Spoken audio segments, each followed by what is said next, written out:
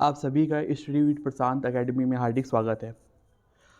हम लोगों ने अभी कुछ क्लासेस कर चुके हैं और आज हम लोग जैन धर्म के बारे में जानने की कोशिश करेंगे।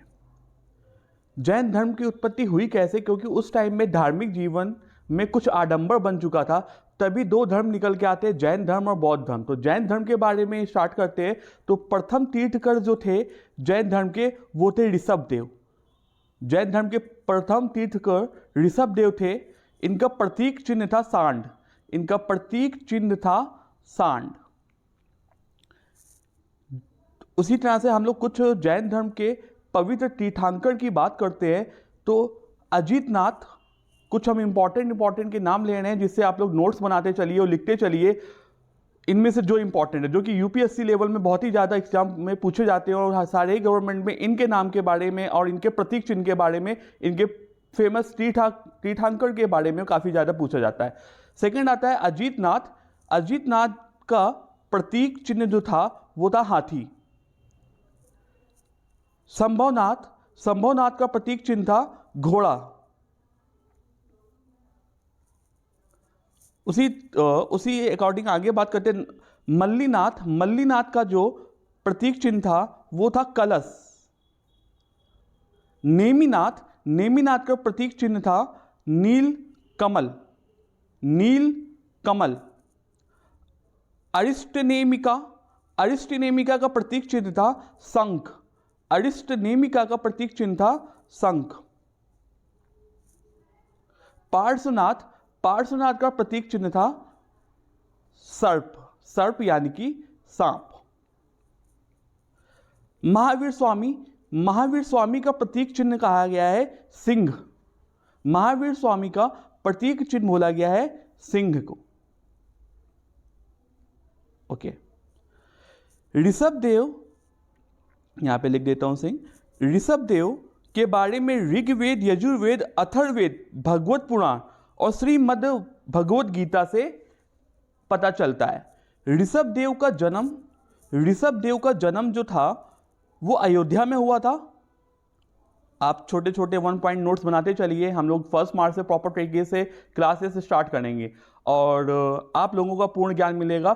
लेकिन इससे पहले आप शॉर्ट नोट्स बनाते चलिए और बेसिक जानकारी लेते चलिए। उसके बारे में हम बाद में डीप नॉलेज लेंगे। ये आपको जो बेसिक नॉलेज आपको मिल रही है वो सारे ही एग्जाम के लिए, एसएससी, रेलवे, यूपीएससी, सभी एग्जामों के लिए जो है वो 1 लाइनर क्वेश्चन की अगर बात होती है यहाँ पे, वहां पे बहुत ही इंपॉर्टेंट आपको मिलेंगे। ऋषभ देव का जन्म अयोध्या में हुआ था। इनकी मृत्यु कैलाश पर्वत में हुई थी। पार्श्वनाथ का जन्म वाराणसी में हुआ था। पार्श्वनाथ का जन्म वाराणसी में हुआ था और पार्श्वनाथ की पत्नी जो थी वो प्रभावती थी। पार्श्वनाथ की पत्नी जो थी वो प्रभावती थी। पार्श्वनाथ को ज्ञान की प्राप्ति जो हुई थी वो समवेद पर्वत में हुई थी। समवेद पर्वत में इनके पार्श्वनाथ ने जो प्राण त्यागे थे वो पारसनाथ की पहाड़ियों में त्यागे थे। पारसनाथ की पहाड़ियों में इन्होंने अपने प्राण त्याग दिए थे। पार्श्वनाथ ने पारसनाथ की पहाड़ियों में। पार्श्वनाथ के अनुयायी जो इनको फॉलो करते थे उनको कहा गया है निग्रंथ। इसी के बाद में आप बात करते हैं महावीर स्वामी के बारे में। महावीर स्वामी जी के बारे में, इनका जन्म 540 बीसी में हुआ था। कुंड ग्राम में हुआ था। कुंड ग्राम में इनका जन्म हुआ था। लिखने के बाद इनके पिता का नाम सिद्धार्थ था। पिता का नाम सिद्धार्थ था। ये वज्जी संघ से बिलोंग करते थे। माता का नाम इनकी त्रिशला था और इनकी माता जो थी वो लिच्छवी संघ से बिलोंग करती थी, लिच्छवी वंश से बिलोंग करती थी। इनकी पत्नी यशोदा, इनकी पत्नी यशोदा जी थी। यशोदा जी थी। इनकी पुत्री भी कही जाती है। इनकी पुत्री का नाम था प्रियदर्शनी। इनकी पुत्री का नाम जो था वो था प्रियदर्शनी। इनका दामाद था, दामाद का नाम था जमाली। जामाली, इनका जामाली जो इनका दामाद था, इनका पहला शिष्य भी कहा जाता है। ज्ञान प्राप्ति इनको कहां से हुई थी? इनको ज्ञान प्राप्ति जो है साल वृक्ष के नीचे हुई थी, साल वृक्ष के नीचे हुई थी। ऋजुपालिका नदी यहां पे बहती थी, उसी के पास में जंभड़िक ग्राम में ज्ञान की प्राप्ति हुई थी। साल वृक्ष के नीचे ऋजुपालिका नदी के पास जंभड़िक ग्राम में ज्ञान की प्राप्ति हुई। 42 वर्ष की उम्र में इन्हें ज्ञान की प्राप्ति हुई थी। इन्होंने पहला उपदेश जो था वो राजगीर में दिया था। पहला उपदेश कहाँ है? राजगीर में है। इनका महापरिनिर्वाण जो है वो पावापुरी में हुआ। पावापुरी में इनका महापरिनिर्वाण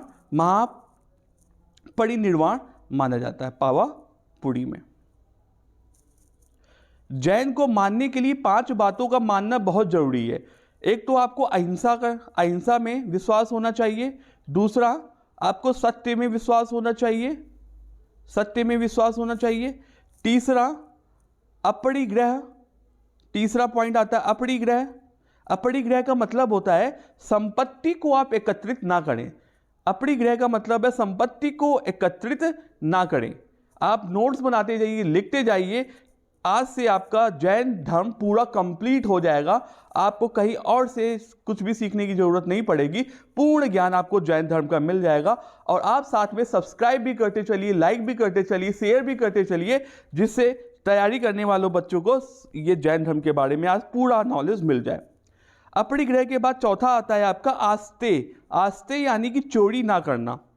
और आखिरी में जो है महावीर स्वामी ने एक आखिरी में जोड़ा था, क्या चीज जोड़ी थी? ब्रह्मचर्य। ब्रह्मचर्य के बारे में जोड़ा था। 3 ज्ञान है यहाँ पे। 3 ज्ञान में पहला ज्ञान आता है, ज्ञान के बारे में बात करते तो 3 ज्ञान के बारे में बताया। पहला ज्ञान बताया इन्होंने सम्यक ज्ञान। सम्यक ज्ञान, सम्यक ज्ञान का मतलब होता है वास्तविक ज्ञान की, रियल में तुम्हें नॉलेज कितनी होनी चाहिए, कितनी है। दूसरा है सम्यक दर्शन। सम्यक दर्शन, जैन तीर्थंकरों में आस्था रखना, जैन के तीर्थंकरों में आस्था रखो, ये सम्यक दर्शन बताता है।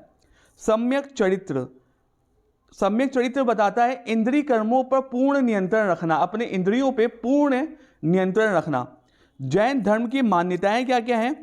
तो जैन धर्म की मान्यताओं में इन्होंने कहा है बड़े स्तर की अहिंसा को स्वीकार किया है।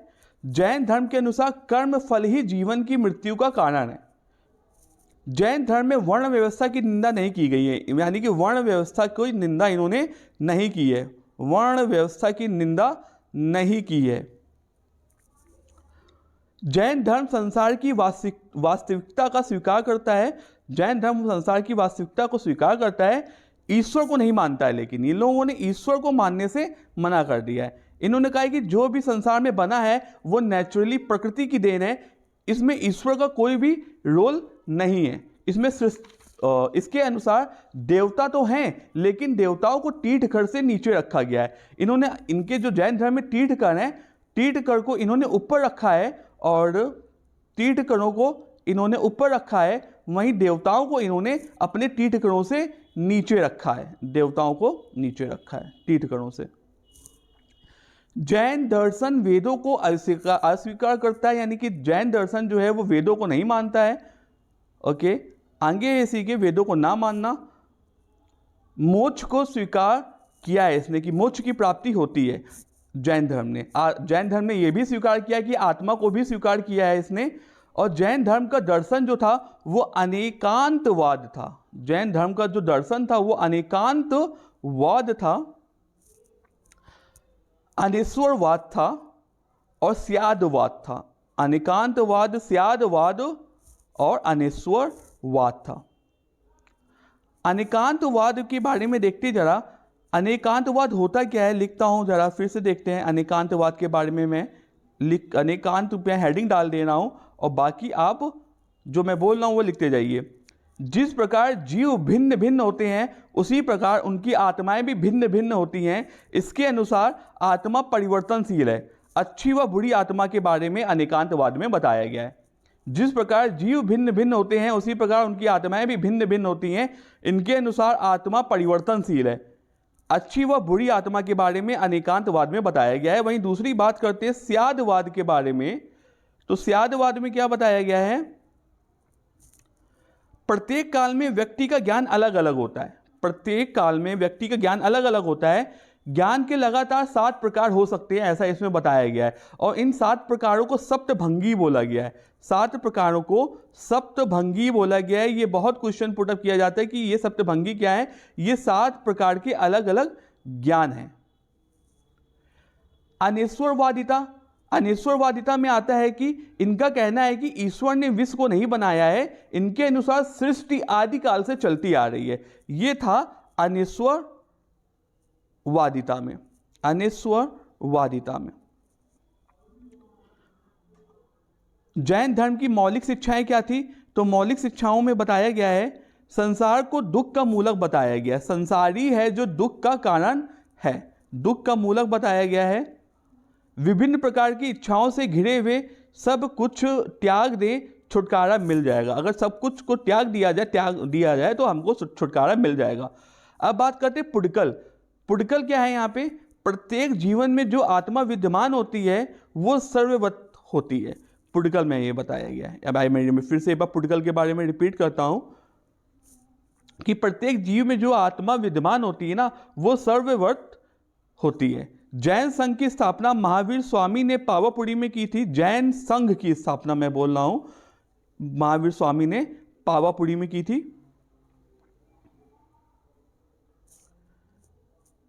जैन संघ के प्रथम अध्यक्ष जो थे, प्रथम अध्यक्ष, इसके बाद पहले तो महावीर स्वामी ही इसके प्रथम अध्यक्ष थे, इसके बाद में सुधर्मन जो थे इसके दूसरे अध्यक्ष बने थे। संघ में किसको किसको स्थान दिया गया है?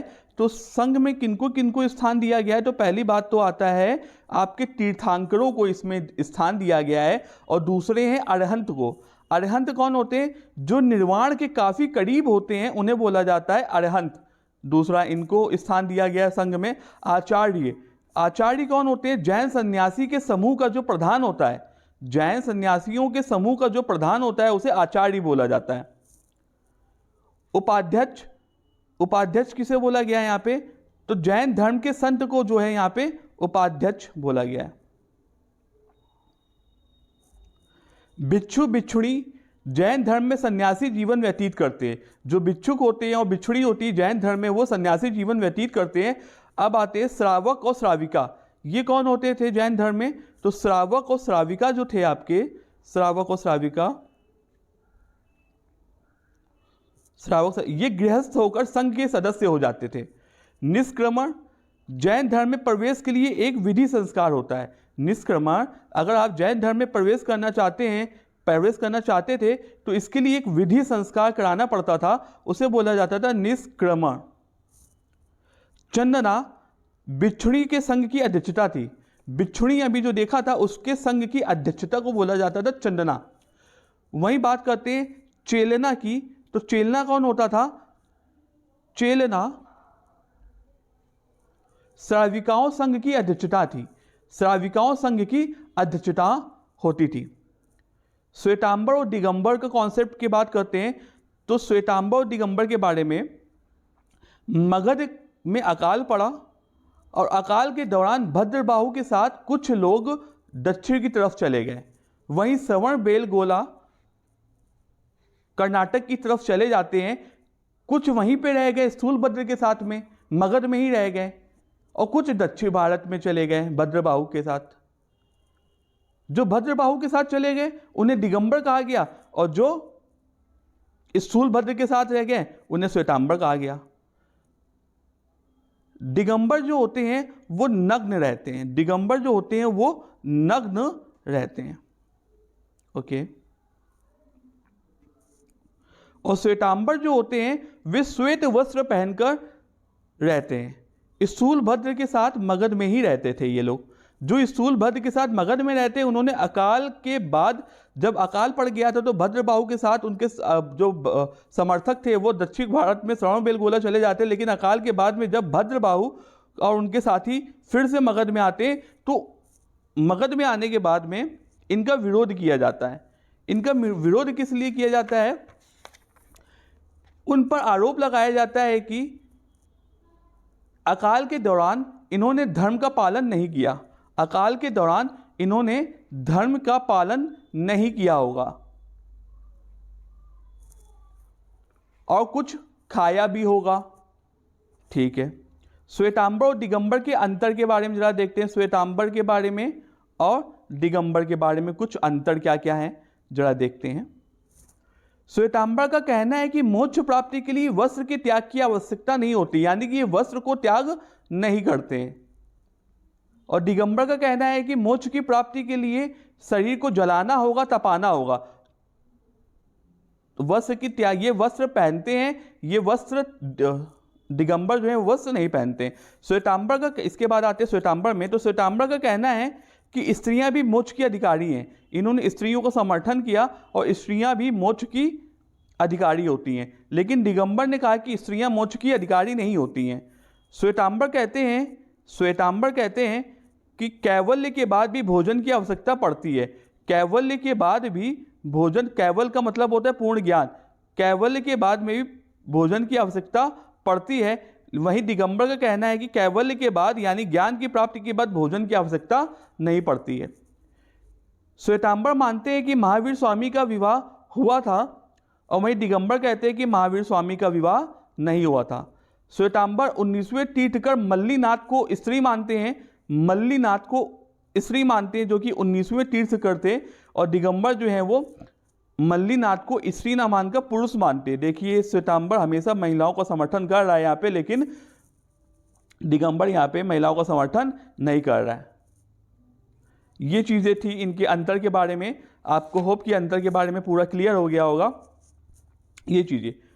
तो अभी हम लोग जैन धर्म का आधा टॉपिक क्लियर कर चुके हैं। जैन धर्म का कंप्लीट वीडियो सेकंड पार्ट में आएगा। होप कि आप हमारे साथ जुड़े रहेंगे, लाइक करते रहेंगे, सब्सक्राइब करते रहेंगे, हमें भी प्रोत्साहन मिलेगा और हम जैन धर्म का इसी डीप बेस में दूसरा वीडियो लाएंगे।